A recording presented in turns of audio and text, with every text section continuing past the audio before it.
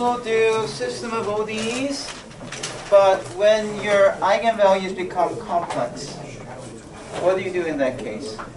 So here's an example that you'll see that you end up with a complex eigenvalue. So let's rewrite this in matrix form. x1, x2 prime equals to 3, negative 8, 2, and 3. x1, x2. And then you calculate the determinant of that matrix with lambda subtracted off the diagonal.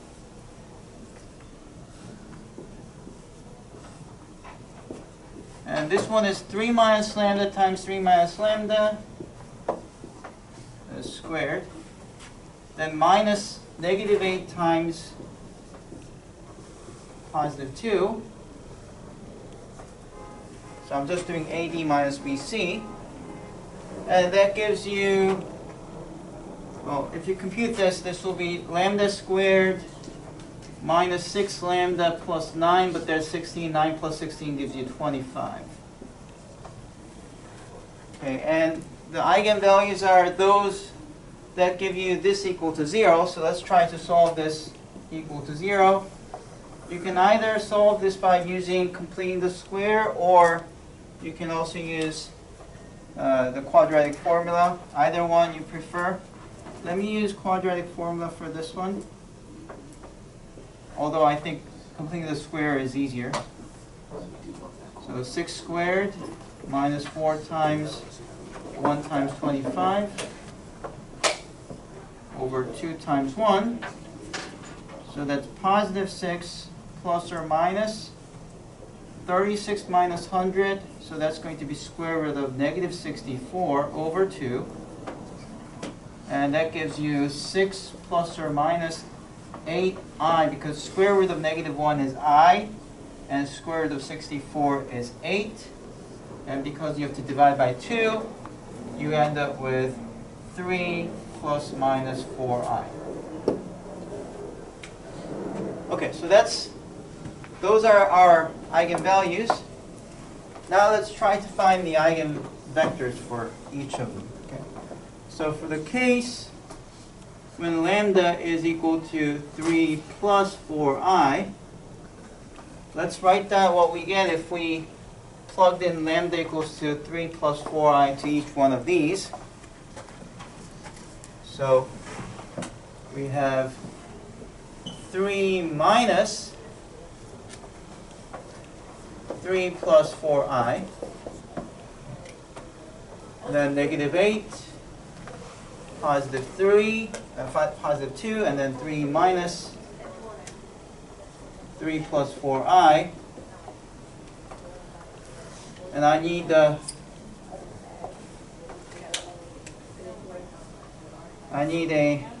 vector, a column vector AB, where this times this gives you 0.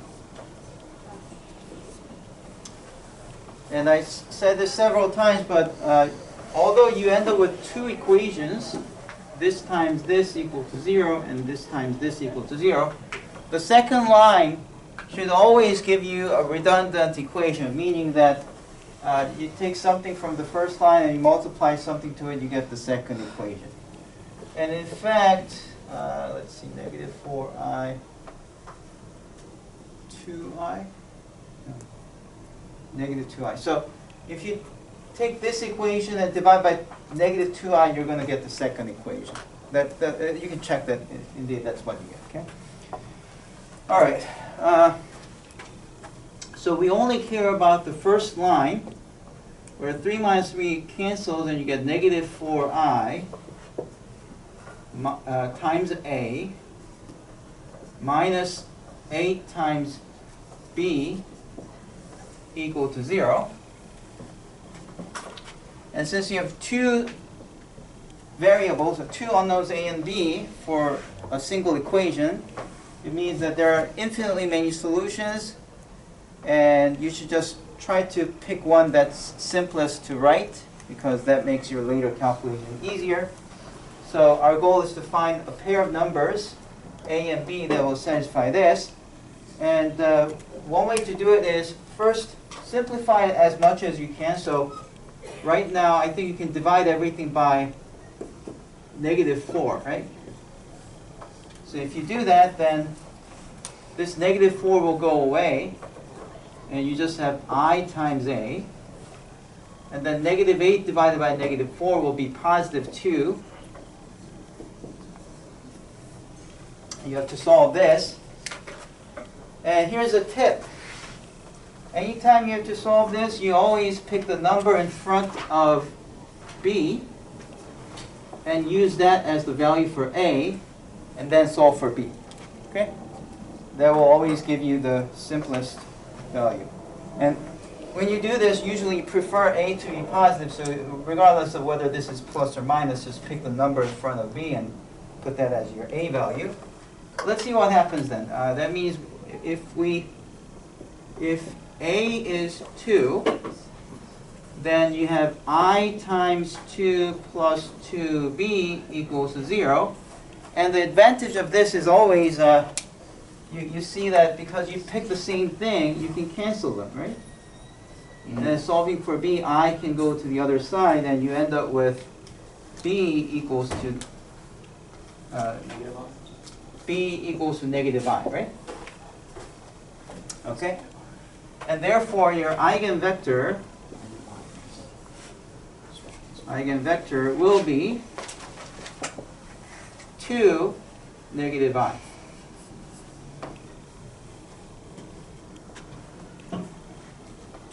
Okay, now, is there a term that represents -i, Professor? Or is it just -i? No, it's just -i. Now we have to do the second case. Lambda equals to 3 minus 4i. And although we can do the same calculation over again, I'm feeling a little lazy, so let's try to do a shortcut. And the shortcut is like this. If your original matrix is all real values, then you always get, if your original matrix is all real values and you get a complex eigenvalue, then because you always have plus or minus of this I part, the complex values always come as pairs, right? You have the real part and the imaginary part. The imaginary part always goes as plus or minus the imaginary part. You knew that, right? However, there is an operation on complex numbers where you take I and you replace it by -i. Do you know what this is called? If you have a complex number, changing I to -i. Have you heard what kind of operation this is called? I to -i? No? Oh, that's called conjugation. You knew that, right? Conjugation?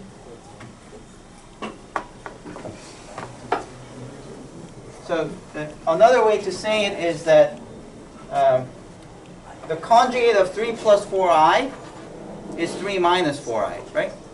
Conjugate of 3 plus 4i is 3 minus 4i. So another way to say the same thing is that if you have real matrix, then and if the complex, if the eigenvalues come up as complex numbers, then the two values that you get are conjugates of each other. Now, if you have conjugates, what can you say? Well, the short answer is that the shortcut is that the eigenvector will also be conjugates. So you can just see that the answer will be 2 and plus I. Now, if you want to see why that is so, then you can just trace this with 3 plus 4i replaced by 3 minus 4i. So if you look at that, then this will be minus, that will be minus, and all the equations that you get will basically be the same thing as here, except that you just do this conjugation. If you just replace all the I by -i and you copy this down, it will be the exact same calculation that you've done here. Okay? Another way to say that is that over the complex numbers, a conjugation is an automorphism. That's a more technical word. That you end up with the same calculation. That's another way to say it. Okay, but anyways, if you did that, you'll see that the eigenvector this time will be eigenvector would be 2 positive I. All right. So, what's your conclusion then?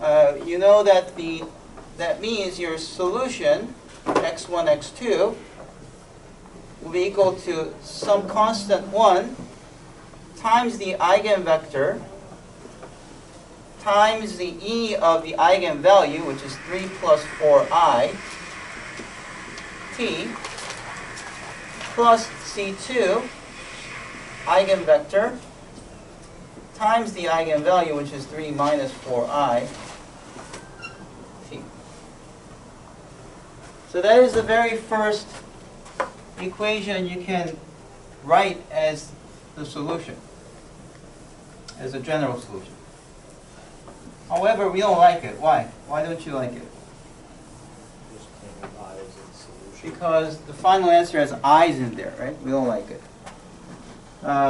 Especially because in the original differential equation, there is no complex numbers. There's no I in there. And therefore, if you had a real initial condition, and you solve this, you would expect the answers to be real valued functions, okay?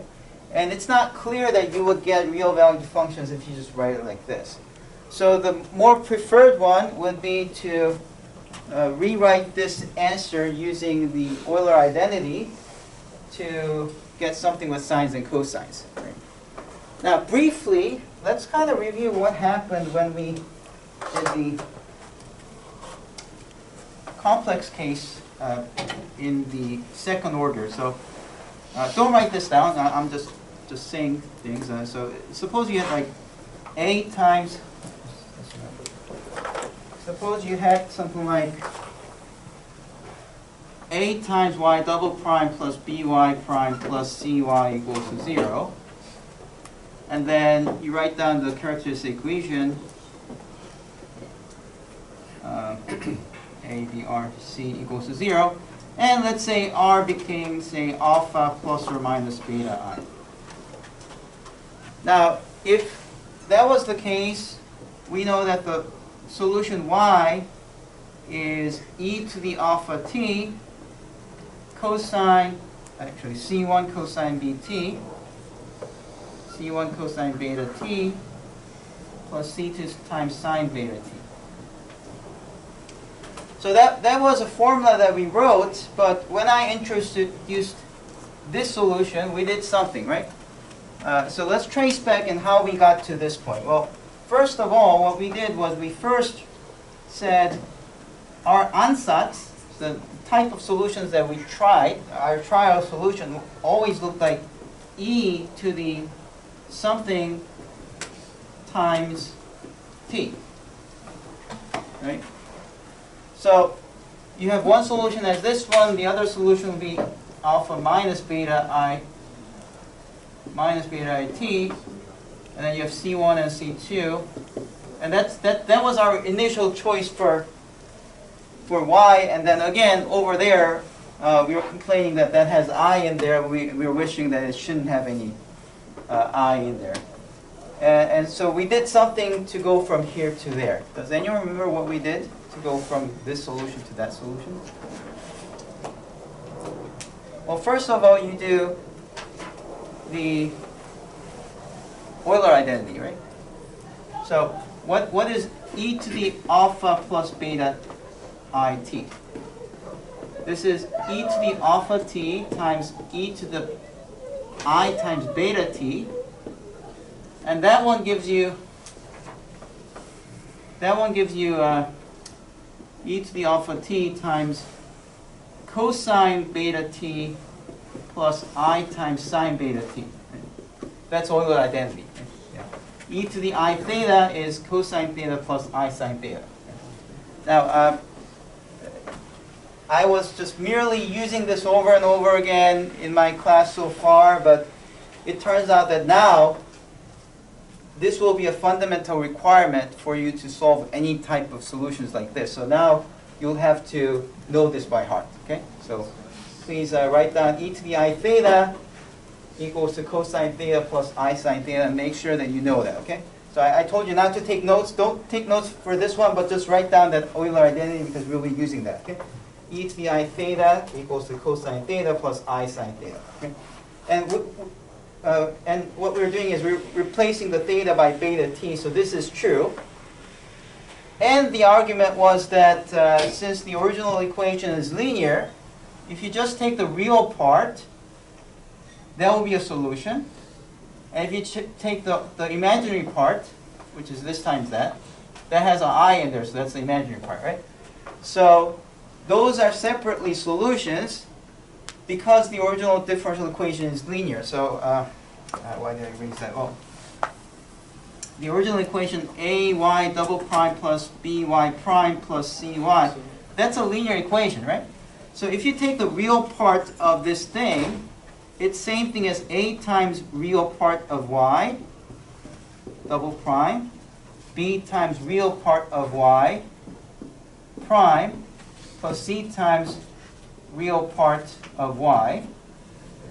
And see, I know that if I plug this entire thing into here, it gives you 0. But that same thing as taking the real part of this thing, and real part of 0 is still 0, right? So this is 0, and then real part of each one of them will give you e to the alpha t cosine beta t. So, you know, in other words, what I'm trying to say is that taking the real part and applying this linear operator, they commute, okay? And that allows you to say that if you have a complex solution, then their real part and their imaginary part separately are solutions. And by the way, this is only true if you have a linear differential equation. If it has like anything like y squared here, that's no longer true. Real part of y squared is not the same as the real part of y, that thing squared. That's no longer true, so you can't use this argument, but because this is linear, you can use that argument. And that's how you get these separate solutions, and this result is just a linear combination of those two, okay? All right, so what's happening at this point is that, unfortunately, for the complex case, we don't have a pretty final result we can just plug in and present that answer. Instead, what we have to do is we actually have to rewrite these in the Euler form and take the real part and imaginary part separately to write the final answer. So that's why this is more challenging. Okay? All right, so let's go back to that question, and let's try to rewrite that equation and figure out which one is the real part and the imaginary part. Okay. So let's start with the following. Let's rewrite down e to the 3 plus 4 I t. Let's see how we can rewrite this using the Euler identity. So the first thing you have to multiply this out. E to the 3t plus I times 4t. And you want to put the I outside. That'll be easier when you try to apply the Euler identity. The plus now becomes multiplication. And this is where you apply the Euler identity and say that's same as e to the 3t times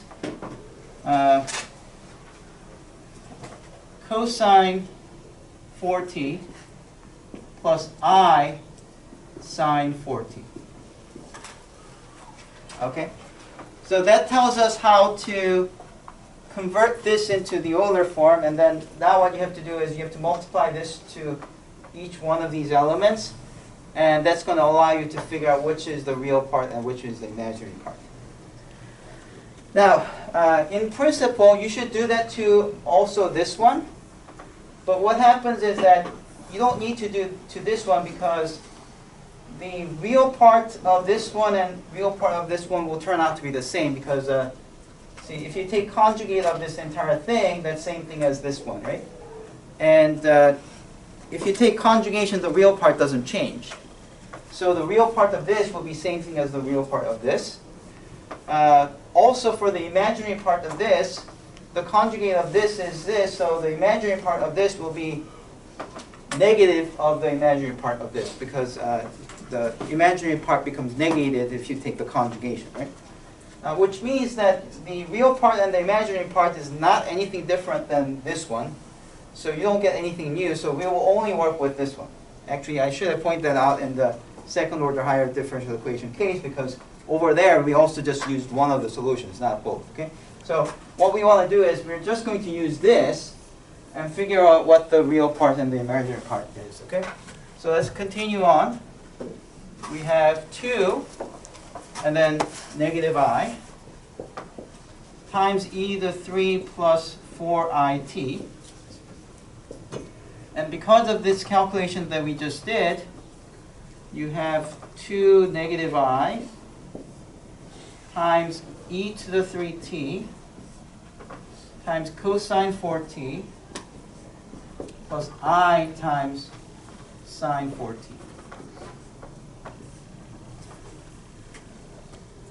Now what we want to do is, since this is real, we don't really care. It's really this one multiplied to each of these elements because we need to track which one's real and imaginary. Of course, 2 times cosine 4t will be real, and 2 times sine 4t will be imaginary because it has I. But because you have an I here, this will now become imaginary part, and this will become real. So in order to really figure out which one's real and which one's imaginary, you really need to take this and multiply to each element. Okay? So let's do that. 2 times this will be just simply 2 cosine 4t plus I times 2 sine 4t. Whereas negative I times cosine 4t will be negative I times cosine 4t. And negative I times I is what? What do you get if you multiply negative I times I? I squared is negative 1, and negative 1 is positive 1, so you end up with positive 1 sine 4t. Times e to the 3t. Okay, I should have written that over here. But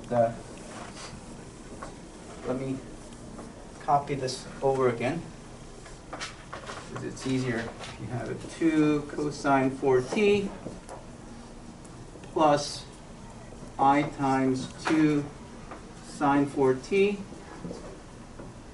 and then negative I cosine 4t plus sine 4t, and then e to the 3t. Okay, so now what I want to do is to figure out which is the real part and which one is the imaginary part. So the real part is the one that's not associated with the I. So this is real. That's not real because it has I there. This is not real because it has I there. This one is real. So what's the real part? 2 cosine 4t sine 4t e to the 3t. Right?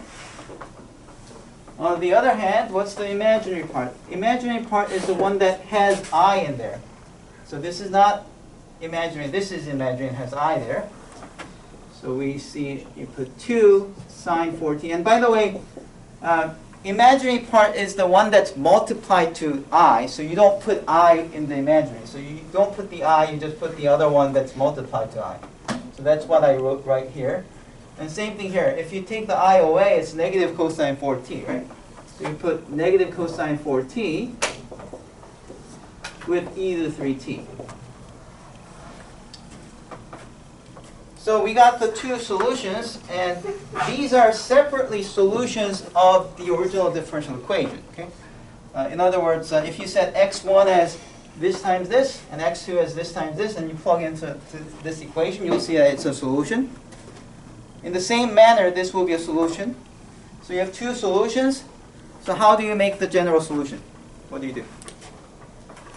If you have two solutions, how do you compose the general solution? You know it. What do you do? x1, x2 is c1, yeah. 2 cosine 4t, sine 4t, e to the 3t, plus c2,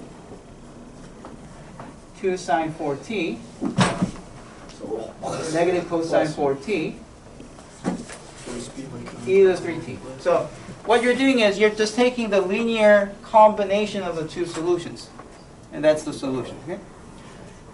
Now, if you want to, sometimes they ask you to write down the solution as x1 equals to something and x2 equals something. So this, what I wrote here is equivalent to saying that x1t is c1 times 2 cosine 4t times e to the 3t. So that's same as 2c1 e to the 3t cosine 4t.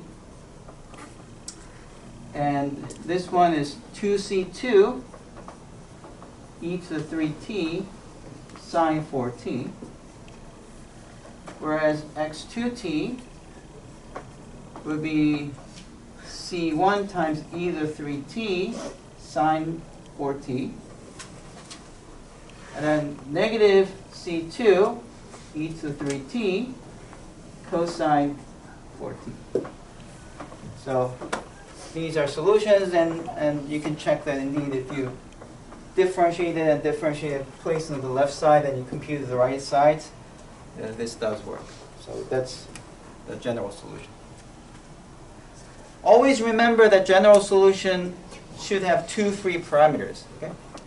And by taking linear combinations with arbitrary C1 and C2, it does give you two free parameters. So indeed, this will be the most general solution, which gives you a solution to this system for any given initial value.